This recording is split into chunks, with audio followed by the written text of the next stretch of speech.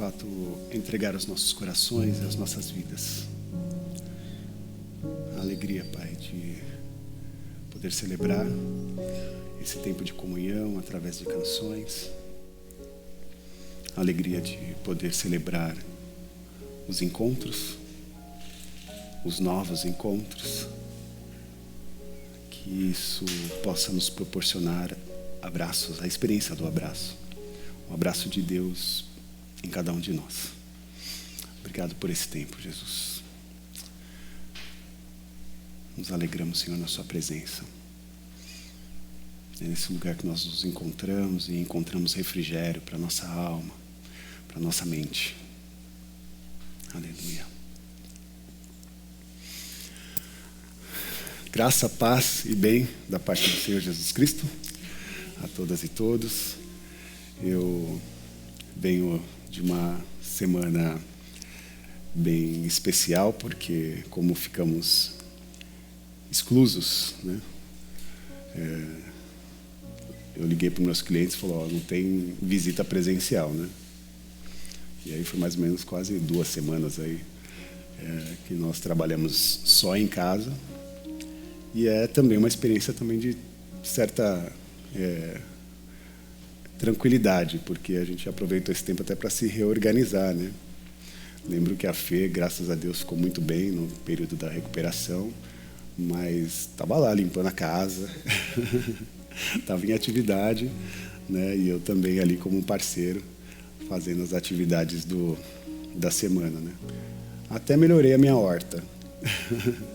As plantinhas lá que estava tudo no vaso, já foi tudo para a terra, assim. Então a gente acaba reservando também tempos que dentro do cotidiano natural, eles não chegam para a gente, né? Então, pensar também que, embora tenha passado por um processo de reclusão, né? Lembrar também que Deus também prepara tempos para a gente organizar a nossa vida, né? Desde as coisas e das tarefas mais simples, né? Até organizar também o nosso coração, nossa consciência. Então, eu fico muito feliz também. E feliz, Eula, obrigado pela mensagem e também agradeço a todos, né? Porque não seria possível se não tivesse a participação de todos, desde aquele que recebe, aqueles que fazem, né, os instrumentos técnicos aqui, para que essa mensagem chegue às pessoas que estão nos acompanhando na internet, como eu fiz, né? Como eu fui, né? Talvez pela primeira vez um espectador, né? No período da pandemia inteira eu estava aqui levando a mensagem para as pessoas e nessa última semana eu estava em casa recebendo uma mensagem através do YouTube. Então você que está em casa, você é muito bem-vindo, que você possa compartilhar essa mensagem também com seus familiares, com seus amigos. E essa é uma forma também de não só ser abençoado, mas de abençoar pessoas, vidas, né? Seja onde quer que elas estejam. Bom, eu queria falar sobre tempos difíceis e escolhi o texto de 1 Samuel. Então, quero que você abra a sua Bíblia em 1 Samuel, no capítulo 24. Vai ser uma leitura um pouco extensa e talvez a minha versão seja bem diferente da sua. Eu vou ler na versão do Eugene Peterson, que é a linguagem, a Bíblia, a mensagem. Mas você pode me acompanhar. O texto, né, talvez seja um pouquinho mais contemporâneo na linguagem, mas trata-se de uma história muito conhecida por nós. Então é importante que ressaltar isso. Então, 1 Samuel, capítulo 24.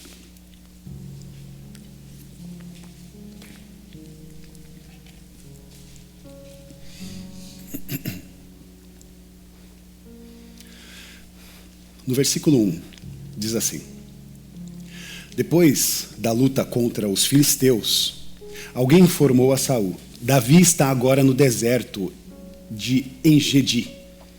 Saul convocou 3.000 dos melhores soldados de Israel e partiu no encalço de Davi e os seus homens.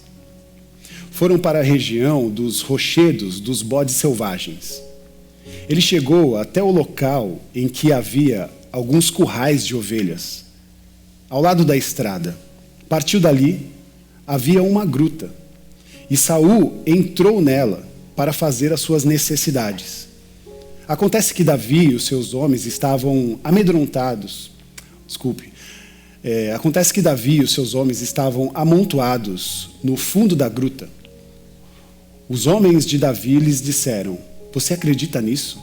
O Eterno deve estar dizendo: entreguei o seu inimigo nas suas mãos, faça com ele o que bem entender. E Davi, sorrateiramente, cortou um pedaço das suas vestimentas reais. Agora vamos para o versículo 5, né? Continuemos. No mesmo instante, sentiu-se culpado e disse aos seus homens: que o Eterno me livre de fazer algum mal contra o meu Senhor, o ungido do Eterno. Não vou sequer levantar um dedo contra ele, ele é o ungido do Eterno. Assim, Davi impediu que os homens acabassem com a vida de Saul.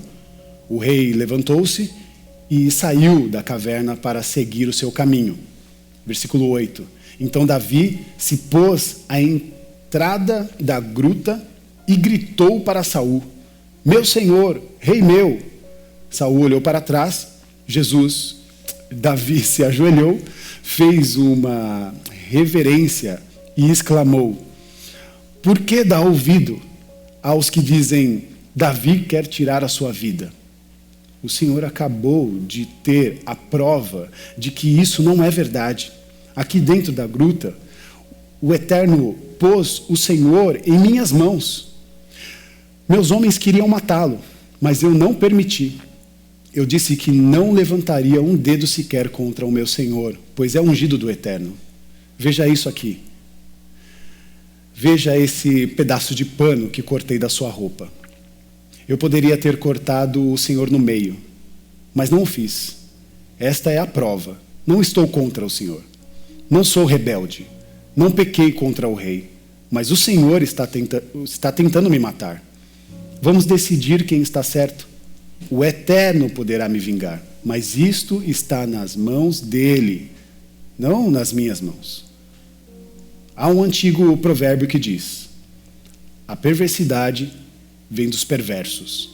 Por isso, tenho certeza de que as minhas mãos não tocarão o Senhor. Até aí. Oremos. Consagre o seu coração e mente ao Senhor nesse momento.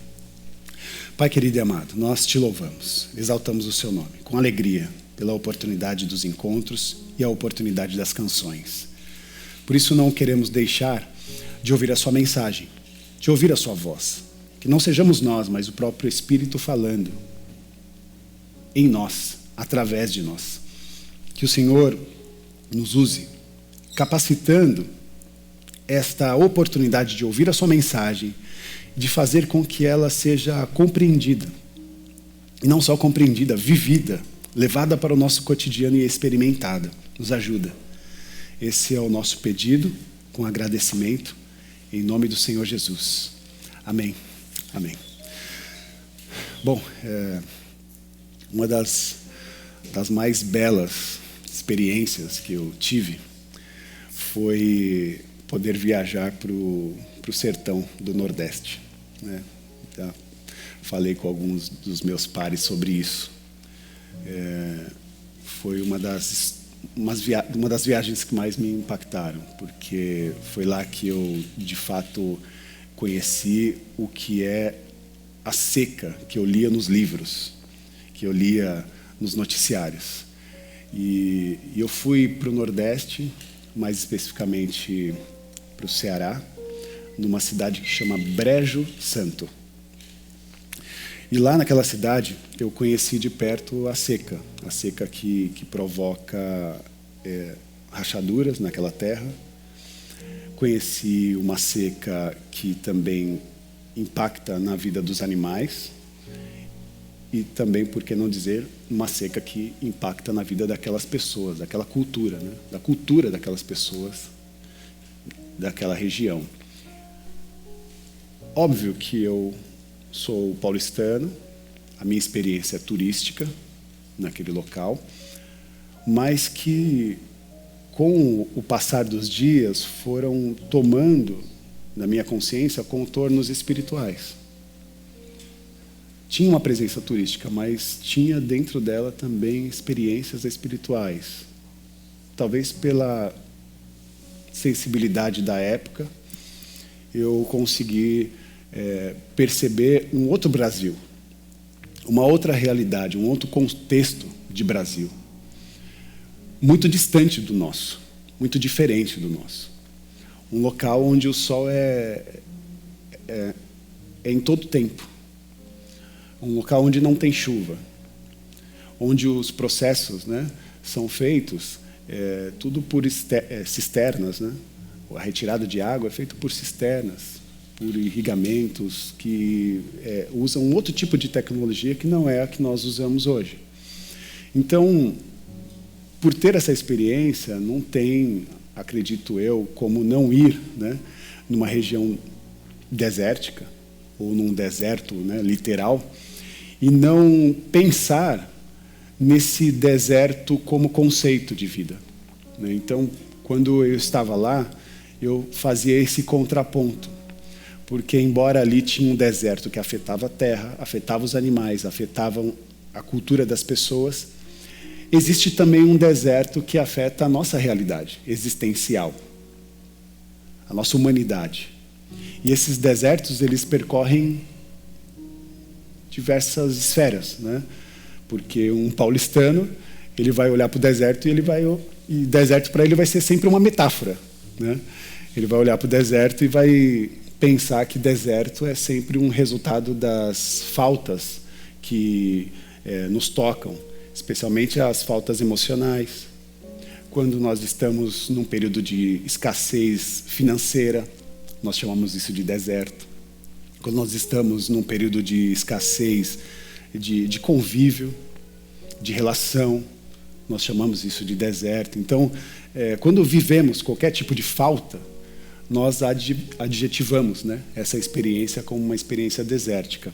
E isso nos leva a um cenário de busca de sobrevivência, né? Então, sempre quando nós usamos essa metáfora do deserto, nós estamos sempre numa busca de ressignificar aquela experiência e também sobreviver, né? Porque num local onde tem escassez, tem também um clamor por sustento, né? Se formos olhar como Deus sustentou o seu povo no deserto, só foi possível que aquelas famílias habitassem naquela região desértica graças ao cuidado de Deus e de uma forma até mesmo sobrenatural, onde de dia Deus trazia uma nuvem para aquele povo, para que eles não sofressem o calor do sol, e à noite tinha uma coluna de fogo que aquecia aquele povo. Então havia uma esfera muito espiritual, sobrenatural acontecendo, que regia o cuidado daquele povo e que vinha do próprio Deus. Então, quando eu percebo a nossa experiência dentro do nosso cotidiano e dentro da nossa realidade, a busca dentro de um cenário de sofrimento, de escassez, de dificuldade, sempre vai trazer para mim essa urgência do clamor, pedindo para que Deus nos socorra, cuide de nós, nos traga a possibilidade do cuidado, do alimento, da proteção. E eu sei que muitas vezes não, todo dia a gente se cumprimenta e a gente olha um para o outro e fala: tenha um bom dia, tenha uma boa semana. A gente deseja para as pessoas que elas tenham um bom ano. Mas o deserto, ele não tem data. O deserto, ele aparece de repente. Essa experiência, né, do deserto, ela pode chegar a qualquer momento. Ela pode tanto vir numa mensagem, num telefonema, como também pode vir por conta de um resultado de um exame que você recebe. O deserto pode chegar a você de diversas maneiras, porque ele toca todo mundo. Toca todo mundo como tocou nesse momento que nós estamos, esse período de pandemia. Não tem como fugir. Nós estamos nesse tempo, né? Então, essa experiência desértica existencial, ela acaba sendo muito agressiva para nós e nos coloca dentro de um ambiente que a gente não consegue, de fato, fugir de uma maneira natural. Por isso nós evocamos o sobrenatural. Por isso nos entendemos como seres espirituais. Porque é a partir dessa experiência, do conhecer a Deus e compreender quais são as suas intenções, a sua vontade, fazer prevalecer a sua vontade em nossas vidas, para que esse cuidado também aconteça nas manifestações, nas esferas que nós construímos a partir das nossas relações e do nosso posicionamento no mundo. Né? Nós temos alguém em quem se inspirar. Né? E essa inspiração divina provoca as nossas vidas e nos compete a possibilidade de reagir, né, diante qualquer tempo de dificuldade. Por isso, vamos ao texto, né, porque o Davi, ele demonstra, para mim, uma forma madura de organizar os seus ressentimentos. Porque, poxa, ele tinha acabado de salvar Israel de uma situação extremamente constrangedora. Ele tinha derrotado o gigante Golias. Israel celebrava a vitória daquele menino de uma forma milagrosa. Praticamente uma criança derrota um homem de guerra. E as pessoas ficam perplexas e começam a identificar naquele menino, talvez, uma mensagem de Deus. Porque se há uma vitória sobrenatural acontecendo sobre um personagem tão frágil, só pode se compreender que a partir daquela persona há uma bênção, há uma unção diferente. E eles atribuíam, né, as notícias corriam atribuindo Davi como talvez o sucessor, o rei que herdaria o trono de Saul. Por conta de todos esses, né, dessas conversas que estavam acontecendo, Saul se viu provocado, porque ele não queria perder o seu trono. E por conta disso inicia uma grande perseguição a Davi. Então, ora, o herói agora se torna um vilão, porque ameaça o trono do rei, e por conta disso nós temos uma saga muito grande, né, de perseguição de Saul com Davi, e nós lemos um trecho desse período onde o rei Saul chama os seus soldados e vai perseguir Davi. E nessa perseguição, num determinado momento, ele entra numa gruta, né? E eu até quero ler, né? 1 Samuel 24, versículo do 5 ao 7, diz assim: no mesmo instante, sentiu-se culpado e disse aos seus homens: que o Eterno me livre de fazer algum mal contra o meu Senhor, o ungido do Eterno. Não vou sequer levantar um dedo contra ele. Ele é o ungido do Eterno. Assim Davi impediu que os seus homens acabassem com a vida de Saul, e o rei levantou-se e saiu da caverna para seguir o seu caminho. Bom, nesse versículo específico, é um versículo que está... O que antecede esse momento é que Saul entrou numa gruta para fazer as suas necessidades. Aí você sabe o que é, né? E aí, quando ele está ali, numa situação vulnerável, Davi o encontra. E quando Davi encontra, os seus soldados olham para Davi e falam: Davi, percebe o que está acontecendo? O nosso perseguidor agora está em estado de vulnerabilidade. Me parece que o que Deus está fazendo é te dando o seu inimigo em suas mãos. Faça com ele o que você quiser. Vamos matá-lo. É agora a hora de destruí-lo. Davi, ele chega perto do rei Saul e corta um pedaço da sua capa real. Mas quando ele faz isso, acontece esse momento que nós acabamos de ler. Ele se sente culpado. E embora ele se sentisse culpado, ele não, me parece, se deixar levar pelos ressentimentos. Eu não vejo um garoto ressentido. Eu vejo alguém que vê naquele cenário, quando ele provoca, né, corta lá um pedaço da veste real, parece que ele cai em si, né, e fala: poxa, eu não quero participar de uma ação cruel. Na verdade, eu não quero fazer com que a minha experiência com o rei seja da mesma forma com a qual ele conduziu para comigo. Sabe o lance de dar a outra face? A experiência de fazer com que as pessoas que são de guerra não recebam de nós a mesma resposta bélica. Porque nós não somos e não fomos chamados para ser gente de guerra. Nós não fomos chamados para ser agentes bélicos. Nós somos chamados para ser um agente de amor. Né?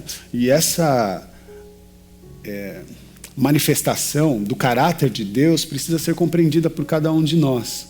Porque eu vejo Davi que está fora desse lugar de ressentimentos. Por isso, né, sugiro para que você aprenda com Davi a não criar ressentimentos com os seus inimigos, com os seus opressores. Porque o ressentimento, ele não ajuda a combater o seu inimigo e mais faz mal a você mesmo do que aquele que te contrapõe. Então, eu penso que é preciso buscar um sentido para a gente combater toda e qualquer adversidade que se impõe. Nós precisamos de um sentido. E aí você vai falar, Rafa, mas qual é o sentido? Né, como alguém me perguntou uma vez, qual é o sentido da vida? E eu brinquei, para frente. Mas na verdade, não tem sentido. A vida não tem sentido. Nós damos sentido. A vida não tem sentido. Somos nós que damos sentido para a vida. Parte de nós, do nosso posicionamento, do que nós fazemos. O Evangelho implica a nós a ação, o movimento, a tomada de decisão. Nós precisamos organizar a nossa vida, a nossa espiritualidade dentro dessa ótica, entendendo que quem dá sentido para a vida somos nós. Não é a vida que dá sentido, porque de fato, se olharmos para a vida na sua completude, ela não tem sentido, não faz sentido o que nós estamos vivendo, o que nós estamos sofrendo. O deserto que nos chega não faz sentido. E no texto, existe um Saul, um perseguidor. Alguém que é simbolicamente um problema. Existe alguém que deseja devorá-lo. Existe um problema que quer nos abater, que quer nos machucar, que quer nos fazer sofrer. Essa história é uma história muito curiosa. Porque Saul, ele entra na caverna de Davi, né, onde o próprio Davi se escondia, e Davi tem essa oportunidade de matar Saul. E o que ele faz? Ele poupa a vida do seu perseguidor. Porque Davi, acredito eu, que estava dando um sentido ao tempo de deserto que ele estava vivendo. Compreende quando eu digo de dar sentido para o período de deserto? Davi me parece dar sentido para o tempo que ele estava vivendo de sofrimento e de perseguição, porque ele poderia se alimentar de ódio, mas ele não fez isso. Ele não se alimentou de ódio, não se alimentou de vingança, mas se alimentou de compaixão. Ele teve compaixão do seu inimigo. Samuel 24, né, como nós lemos, versículo 5, diz assim: no mesmo instante ele se sentiu culpado. E esse sentimento de culpa é como se fosse um remorso no coração. Pela pessoa, pelo perseguidor. Você já se sentiu, você já foi perseguido por alguém que você amou, que você gostava? Você já foi perseguido por alguém que você um dia dedicou cuidado, amor, tempo, relação? Então, essa experiência que Davi estava passando é muito parecida com esse tipo de sentimento, que poderia provocar para ele uma certa doença até, porque o sentimento de culpa faz isso. Se a gente não cuidar do sentimento de culpa, a gente se aprisiona. Mas Davi não faz isso. Esse ressentimento no coração, esse remorso que ele sentiu, levou a ele dar sentido para a sua vida. Porque quando ele olha para os homens, eles falam: não, nós não vamos fazer isso, que o Eterno me livre de fazer algum mal contra Saul. Que o Eterno me livre desse sentimento, ou desse ressentimento. Davi compreendeu a representação desse período desértico do qual ele passava. Ele estava construindo um legado. E ele queria, de fato, deixar algo como uma marca. Uma marca para as pessoas que estavam à sua volta e, por que não dizer, uma marca para toda a geração, como ele deixou. Essa é uma forma estratégica de pensar a vida, sabe? Pensar o futuro. Pensar o presente, na verdade, organizar o presente pensando no futuro. Davi poderia fazer com que a experiência de reinado dele fosse traçada pela maldade, pela guerra, pela morte.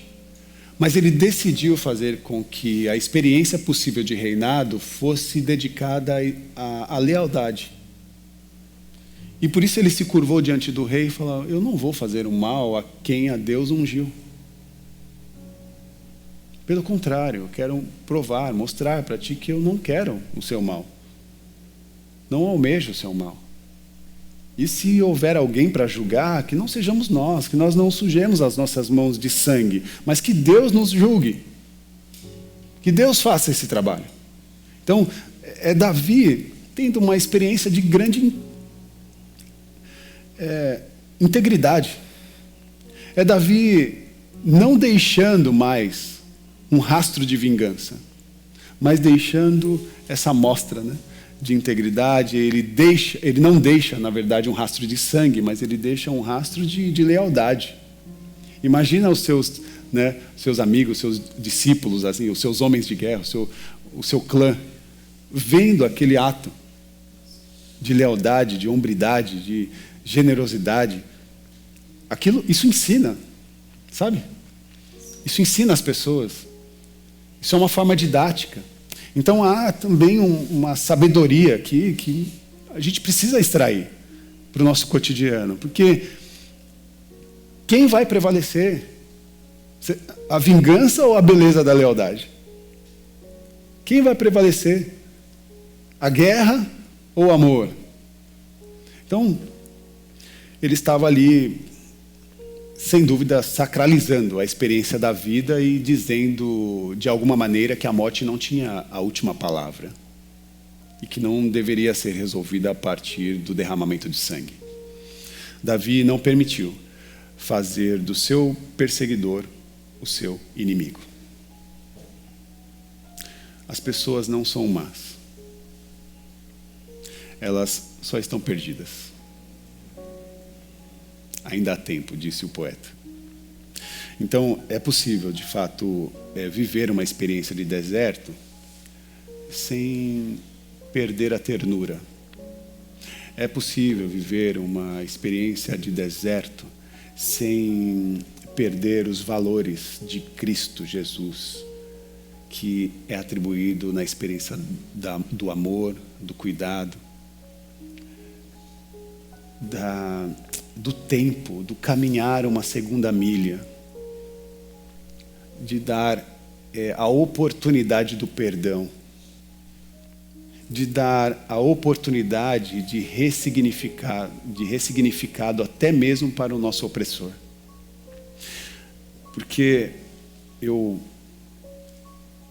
precisei marcar um texto que para mim faz muito sentido, que é uma frase do Sartre, que ele diz que não somos aquilo que fizeram de nós, mas o que fizemos com o que fizeram de nós. Nós não somos aquilo que fizeram de nós, mas somos aquilo que nós fizemos com o que fizeram de nós. Isso é especial. Isso me lembra Mandela, que teve a oportunidade de ficar em silêncio e livre, ou continuar a sua luta e ser preso. E ele decidiu não silenciar a sua luta contra no apartheid. E dentro dessa experiência, o que aconteceu com ele? Ele foi preso. Mandela ficou 27 anos preso. E é extraordinário pensar que, passados 27 anos, ele sai em liberdade.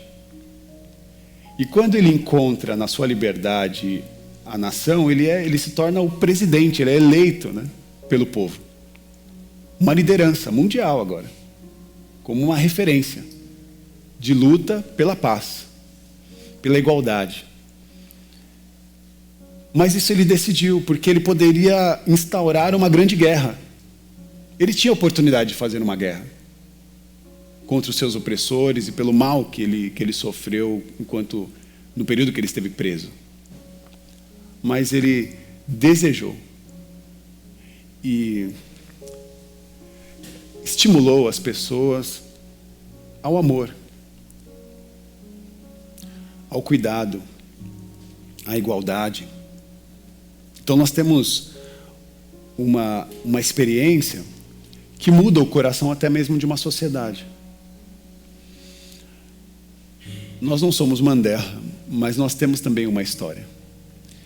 E nós temos um povo a influenciar, porque nós somos agentes que influenciam pessoas. Ainda que seja no núcleo menor da sua casa. Você é um ator que influencia os seus pais e que também influencia os seus filhos. E qual vai ser a sua performance dentro dessa experiência? Será que de fato você vai trazer a experiência da lealdade, do amor, do cuidado, do perdão? Ou nós vamos criar uma experiência bélica como resultado dos nossos ressentimentos? Que tipo de postura nós queremos? Frutificar o amor, o respeito, a igualdade? Ou continuar vivendo a partir daquilo que nos machucou, das nossas feridas? Não seria essa a melhor maneira de sobreviver num tempo desértico, num tempo difícil. Do mal já basta o mal. Que ele não venha nos abater. Então, dias difíceis são dias difíceis. E eles nos ensinam. E também nos provam. E também nos dão oportunidade para tomar decisões. Davi aqui nos ensina a se refugiar em Deus. Se refugiar ao coração de Deus. Como um lugar de proteção. Como um lugar de proteção a nós mesmos. E um lugar de proteção de nós mesmos. Que eu acho que esse é o movimento mais extraordinário. Recorrer a Deus para nos proteger de nós mesmos, dos nossos ressentimentos, das nossas feridas, da nossa dor. E aí eu termino com o Salmo 51:10, que diz assim: cria em mim um coração puro, ó Deus, e renova dentro de mim um espírito estável. Não me expulses da sua presença, não tires de mim o seu Santo Espírito. Devolva-me a alegria da tua salvação e sustenta-me com o espírito pronto a obedecê-lo. O que diremos acerca dessas coisas? Que Deus nos abençoe, meus irmãos. Eu quero orar com você. Se puder, feche os seus olhos. Porque é na experiência da relação com Deus que nós somos transformados. Por isso, eu oro com você. Você que está aqui ou você que está em casa. Ou seja, onde você estiver. Que seja uma oração de rendição ao Senhor. Cria, Senhor, em mim um coração puro. E renova, Senhor, em mim um espírito reto. Não me lances fora da tua presença. E não retires de mim. Não retires de mim a bondade. A experiência da lealdade. A oportunidade do amor. A oportunidade de fazer com que o meu coração seja o coração de Deus na sociedade, na vida. na existência. Que nós possamos ser, sim, todos atores de uma experiência de humanidade, que cuida um dos outros, que ama e que respeita. E que dá até mesmo oportunidade para os nossos adversários, os nossos inimigos. Porque o que seria de nós sem o amor? Por isso, se há um ressentimento no seu coração, aprenda a perdoar. Peça para o Senhor te ensinar a perdoar. Se há um ressentimento no seu coração e na sua mente, peça para o Senhor te ajudar a sair desse lugar de culpa, de aprisionamento, de dor, de sofrimento. Se você passa por uma experiência desértica, onde há escassez de alimento, escassez financeira, escassez de relação, de afeto, de amor e até mesmo de respeito. Que Deus possa te acolher nesse lugar de falta e fazer um milagre. Porque Ele sempre nos trará o novo. Ele sempre nos prometeu, foi isso que Ele nos prometeu, que faria nova todas as coisas. E nós estamos nesse lugar, nesse campo de renovação. Nós queremos ser renovados na nossa consciência, na nossa postura, na nossa forma de tratar as pessoas e também de cuidar de nós mesmos. Senhor, nos livra de nós mesmos, dos nossos males, ressentimentos, dos nossos traumas, da nossa mente bélica. E nos reflete, Senhor, a sua face e o amor. Nos abençoa. Cuida de nós. Cuida de todos nós. Essa é a nossa oração. Para que de fato nós possamos ter uma experiência de uma boa semana, ainda que seja no deserto. Que Deus nos dê um novo olhar. Que Deus nos dê novas oportunidades. E que Ele nos dê também a sensibilidade de perceber que Ele está perto, regendo com maestria todas as coisas. Obrigado, Senhor. Obrigado, Jesus. Amém. Amém. Bom, antes de finalizar, eu preciso dizer para vocês que, nem preciso dizer do frio, né, que nós passamos e pela falta que acontece nas ruas. Nós nos dedicamos nessa última semana a arrecadar roupas, alimentos e cobertores. Entre esses objetos, os artigos de maior necessidade é meia, touca, que normalmente não chega nas doações. Cobertores sempre vem, mas nunca é demais. Então, você que pode, traga, né, para a comunidade, para que nós possamos também acolher as pessoas que estão em estado de vulnerabilidade, que precisam ser acolhidas. Imagina você lá com frio na sua cama, de cobertor. Existem famílias, crianças na rua, e que precisam desse cuidado. Então, nós estamos em alerta para acolher e ajudar essas pessoas.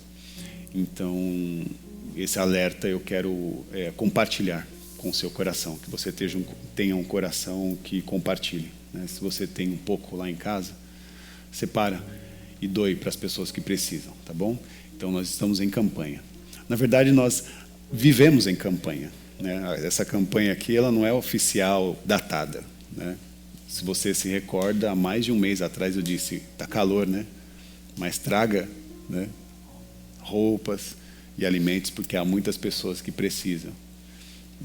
Não importa o tempo, nós precisamos nos preparar, porque há uma urgência bem perto de nós e que precisa ser acolhida. Por isso, seja solidário, né?